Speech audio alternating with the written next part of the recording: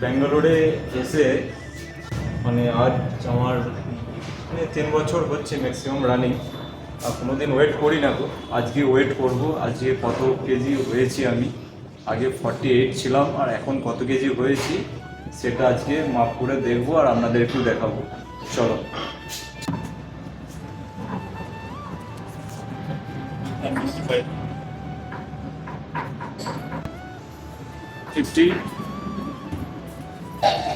55 400, 55 kilo 400 গ্রাম। 48 থেকে অতটা বেড়ে গেছি। শুধু দেখো, এই ডাল ভাত, ডাল আর এই আজকে ভাত নাই, এই ভাত অনলি এই ডাল ভাত খেয়ে 55 কিলো 400 গ্রাম। খেতে তো হবে, খিদের জ্বালাই যা দেয় তাই খেয়ে।